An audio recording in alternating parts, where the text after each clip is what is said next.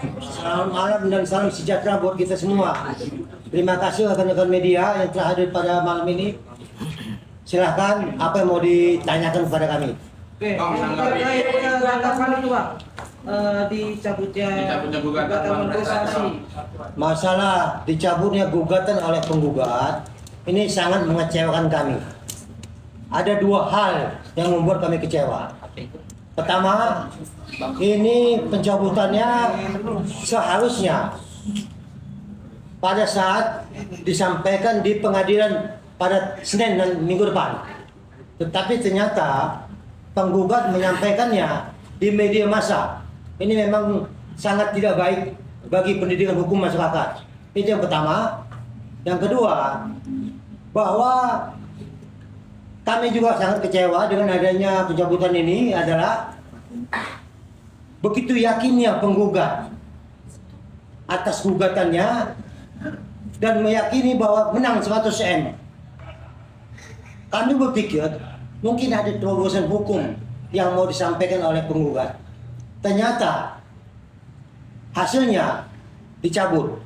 Ini kami kasih contohnya, lagi bercinta, lagi angan-angan bercinta, tiba-tiba ditinggalkan. Ini memang suatu hal yang sangat-sangat mengecewakan kami. Bang, Siapa Bang? kenapa kecewa dalam arti sebenarnya apa gimana bang? Iya Bang, karena Kan abang bilang ini Iya, kebutuhannya. Artinya meringankan dong. Karena tadi kan kami nyatakan bahwa dia begitu yakinnya untuk memenangkan gugatan ini. Selalu disampaikan, bahkan kami dianggap tidak memahami hukum. Masalah apa itu uang prestasi? Ini kami kepingin tahu sebenarnya terobosan hukum apa yang mau disampaikan oleh penggugat. Ternyata ini nol atau jong, dicabutlah ini penggugatan. Ini memang ya siapa nggak kecewa. Kita sangat mendukung tadi apa yang mau disampaikannya, sehingga kami tahu. Kami kan perlu juga belajar hukum dengan kuasa hukum yang begitu luar biasa, hebat dan gagah perkasanya. Artinya kan harusnya gugatan ini bisa di-fight di pengadilan ya. Apakah sudah mempersiapkan sebelumnya? Silakan kalau itu urusan. Jadi begini, saya tambahkan sedikit ya. Saya pribadi melihat ini pencabutan ini masih tanda tanya. Soalnya penggugat ini kan ngomongnya itu kemana-mana ya. Jadi saya mencurigai ada kemungkinan juga ada kebohongan di dalamnya. Kenapa saya katakan kebohongan? Mencabut gugatan itu adalah di depan hakim. Setelah dicabut di depan hakim baru disampaikan kepada media. Ya. Tapi ini tidak dilakukan. Jadi saya curiga jangan-jangan hanya mencabut di media tapi tanggal 21 besok dia masih tetap kepada gugatannya. Ini pertanyaan ya. Seandainya betul dicabut ya. Kami seperti teman tadi rekan mengatakan kecewa karena kita sudah mendengar cuap-cuapnya sampai kemana-mana ya, di media banyak sekali cuap-cuapnya. Sebenarnya kita kepingin membuktikannya di pengadilan. Apakah apa yang dicuap-cuapkan itu betul apa tidak? Ya. Dan alasan tadi dikatakan bahwa mau konsentrasi kepada bidang hukum pidananya, itu betul. Di pidana itu ada hal-hal yang meringankan dan hal-hal yang memberatkan. Hal yang meringankan nanti hakim pidana akan melihat dia mencabut gugatannya, berarti ada penyesalan akan pemerasan yang dilakukan. Dari segi nama baik advokat ya. Dari segi nama baik advokat ini juga, kalau dia cabut begini dia masih lebih lumayan lah, tidak kelihatan blow-on-nya. Ya. Kalau nanti dia kalah di persidangan, alangkah memalukan omongan itu tidak sama dengan selama ini cuap-cuapnya itu. Ya, itu sangat memalukan. Ya. Dan satu lagi juga saya syukuri juga ini supaya ahli-ahli hukum yang selama ini sangat membela gugatan non prestasi ini ya banyak ahli-ahli hukum yang udah mulai gugatan juga saya lihat ya, mengatakan bahwa ini gugatan berprestasi bagus untuk menghentikan pidananya ya, tapi dengan dicabut begini silakanlah itu ahli hukum belajar kembali bahwa apa yang mereka lakukan selama ini membela gugatan berprestasi ini ternyata zong ya. Mungkin itu bisa saya sampaikan. Bang, abang sendiri melihat apakah ini sendiri dianggap main-main nggak sih, Bang? Ya, mencabut ini sebenarnya juga kita seperti kami katakan di awal ini kan modus ya. Ini modus. Karena modusnya tidak berhasil menghentikan pidana dan modusnya kemarin tidak berhasil ketemu dengan Dr. Reza ya, karena dia punya maksud tertentu. Jadi karena zong juga Terhindar dari gugatan 100M, gimana, Bang? ya, padahal 100M kan kita sudah siapkan, cuman mereka agak siap menerima ya, apa boleh buat lah ya.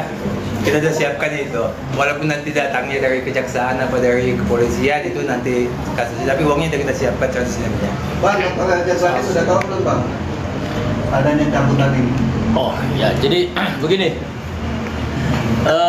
Sebenarnya kalau menanggapi tentang klien kami, ada hal yang kami khawatirkan, ya. Tapi ini tadi sudah terjawab ya.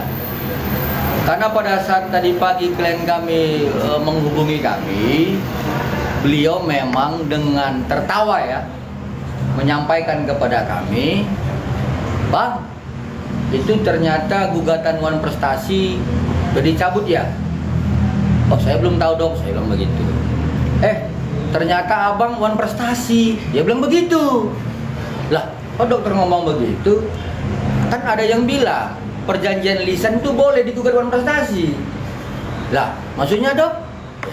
Dia terangkan bahwa kami sebelumnya menyampaikan bahwa tahapan gugatan Wan Prestasi adalah pertama dengan pemeriksaan berkas, kemudian mediasi, lalu pembacaan gugatan, lalu jawab-menjawab, kesimpulan dan seterusnya.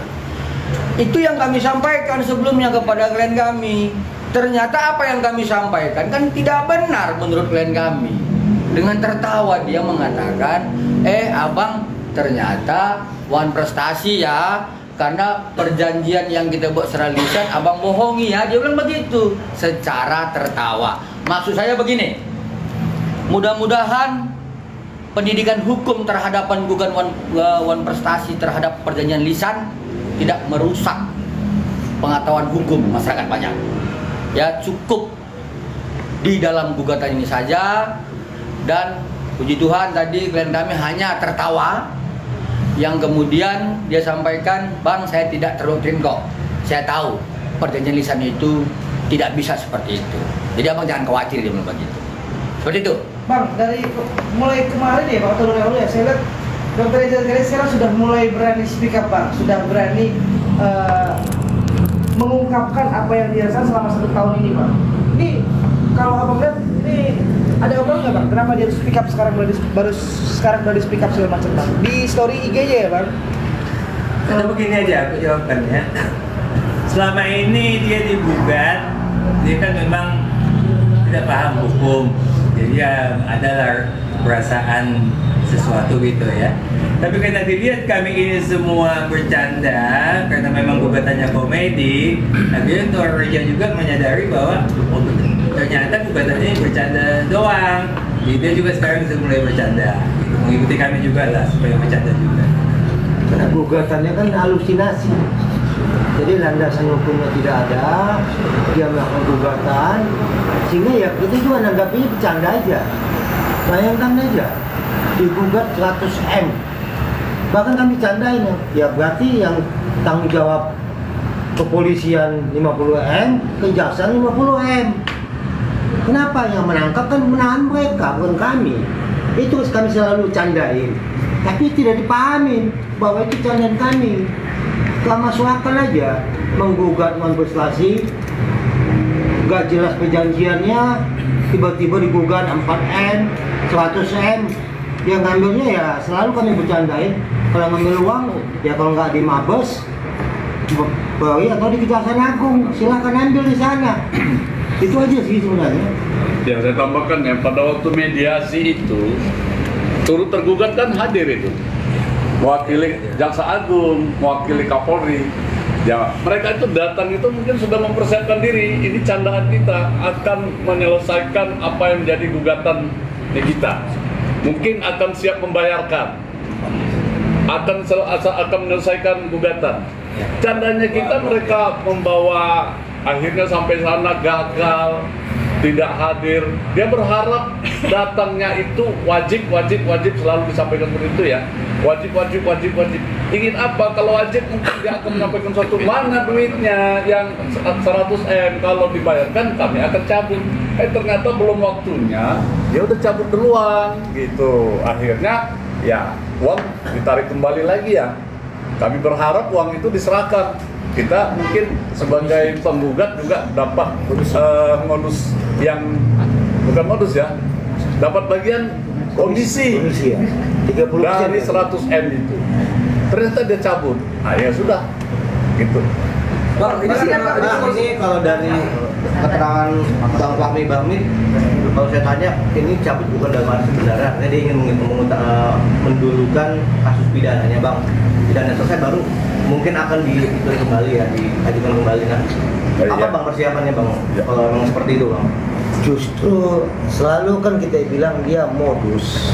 Kenapa kami masukkan modus itu adalah dia sengaja, ini kan sudah masuk ke proses pidananya sudah berjalan, tiba-tiba dia masukkan gugatan. Dia mau menghentikan pidana ini sebenarnya. Ternyata mediasi kemarin gagal. Ya karena gagal, ya dicabut. Karena dia pikir sia-sia saya berjuang. Sia-sia saya berjuang sehingga ya udah cabut aja. Wah mediasi gagal. Cuma itu aja kok. Kalau dia mau gugat lagi nanti, ya justru kami yang menggugat, bukan dia. Kita buktikan. Setelah putusan pidana ini diputuskan, maka kami akan melakukan gugatan kepada penggugat yang mencabut itu. Pak, apakah gugatan itu kan sudah dicabut? Tapi kan tadi kan bilang bahwa sebenarnya bukan dicabut. Ya, untuk fokus yang ke pidana. Apa ya bisa Bang secara hukum ya, Bang paham hukum nih. Setelah dicabut, gugat lagi. Bisa nggak? Kalau secara hukum bisa dicabut, nanti digugat lagi kalau ada landasan hukumnya. Tapi kalau halusinasi, apa yang mau digugat? Simpan juga halusinasi. Inilah bahayanya kalau konsultasi sama dukun hukum. Karena dasarnya dupa-dupa, kemenyan, sehingga apa yang hasilnya? Penerawangan ujung-ujungnya halusinasi. Ini yang kita takutkan sebenarnya. Untunglah dengan bijak penggugat mencabut gugatannya sehingga kembali kepada jalan yang benar. Yang selama ini tersesat, bukan kami loh tersesat, justru penggugat tersesat selama ini. Kembali ke jalan yang benar. Monggo silakan lanjutkan pidananya.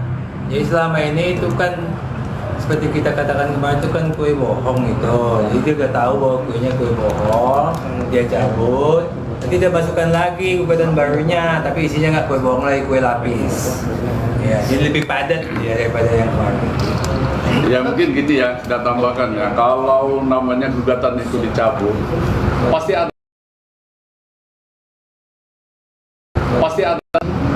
dasarnya edukasi kita dari ke teman-teman ini. Ada umumnya diketahui kalau pencabutan itu telah terjadi perdamaian, para pihak rela bahwa tidak melanjutkan perkara ke pengadilan. Kemudian tidak cukup bukti, sadar si penggugat kalau penggugat aku tidak cukup bukti, akhirnya dicabut. Atau ada pelanggaran di dalam hal administrasi secara undang-undang yang diatur tapi tidak dipenuhi. Itu yang umum, itu aja alasan gugatan, tapi tidak karena ingin fokus sesuatu. Semua fokus perdata itu kita tahu hanya ya menyerahkan bagian dari surat menyurat dan bukti. Jadi itu nggak seberat di pidana, itu harus mencari galian materialnya perkara. Jadi ya kalau memang itu dianggap perdatanya tidak memenuhi syarat atau kurang bukti, ya sah-sah saja dicabut. Kita silakan aja, ingin tahu tadinya apa sih dalil mereka ini membenarkan gugatan yang setebal katanya hampir 100 sekian halaman itu ya. Bang, sepanjang sidang kontestasi ini kan abang-abang yang ganteng ini kan seperti ya kita lihat kemarin minggu lalu dibentak. Ada marah-marah segala macam gitu. Bahkan abang disebut aki-aki. Kan ganteng ya Bang Robert ya kan. Ada rencana nggak niatan bang untuk ya udah gugat balik dalam hal apa segini bukan karena perkara pribadi ya bang, tapi memang karena nggak masuk inti sudah merugikan segala macam, ada nggak niatan bang? Jadi begini kawan-kawan ya, satu yang menurut kami yang kami tersinggung adalah dibaca itu perma, ada yang disampaikan seperti itu. Saya perlu bertegas, Perma nomor 1 tahun 2016 ya, nanti yang nonton semua ini di googling kebenarannya apa yang saya sampaikan. Di pasal 6 ayat 4 huruf D dijelaskan tentang sahnya penggugat maupun tergugat, dalam hal ini prinsipal, tidak dapat hadir ataupun hadir karena tuntutan profesi. Ya, saya ulangi, Perma nomor 1 tahun 2016 di pasal 6 ayat 4 huruf D. Kemudian terhadap kami sebagai kuasa hukum jangan disampaikan, dikeluarkan, nggak ada itu aturan di dalam pasal Perma nomor 1 2016. Yang ada kewajiban kuasa hukum di pasal 18 ayat 3. Ketika para prinsipal ya, para pihak penggugat dan tergugat tidak dapat hadir, tapi sebagaimana pasal 6 ayat 4 huruf D dapat dikuasakan oleh kuasa hukumnya. Itu diatur dalam pasal 18 ayat 3. Jadi kalau kami disuruh dengan baca perma sementara pihak seberang tidak menyebutkan pasalnya, ini kita sesat. Yang kedua, yang saya mau sampaikan kemarin ya, saya nggak mau bilang aki-aki, Opung Robert ya. Opung Robert kemarin ya, dia sampaikan kecewa, ya kecewa terhadap kuasa hukumnya. Ya benar, karena ada kewajiban kuasa hukum dalam Perma nomor 1 tahun 2015 di pasal 18. Tolong nanti di googling. Yang kemudian salah satu yang harus dilaksanakan dalam mediasi tidak dilaksanakan oleh penggugat, yaitu di pasal 7 ayat 2 huruf D. Dia tidak menyerahkan resumenya. Kemudian di pasal 22 ayat 1 disebutkan hakim mediator akan merekomendasi para pihak tidak melaksanakan ya dengan tidak baik sebagaimana pasal 7 ayat 2. Nah, kalau kemudian ini menjadi salah satu indikator dicabutnya gugatan, tidak benar. Kenapa? Majelis hakim yang memeriksa perkara ini sudah menolak terhadap tidak niat baiknya para prinsipal dalam melaksanakan mediasi sebagaimana pasal 22. Itu clear ya. Jadi jangan disuruh-suruh kami baca perma. Ya, sampai pasal-pasalnya pun kami kuasai. Apalagi Opung Robert. Ya, kenapa Opung Robert kemarin kecewa terhadap kuasa hukumnya? Karena dia mengetahui pasal 18.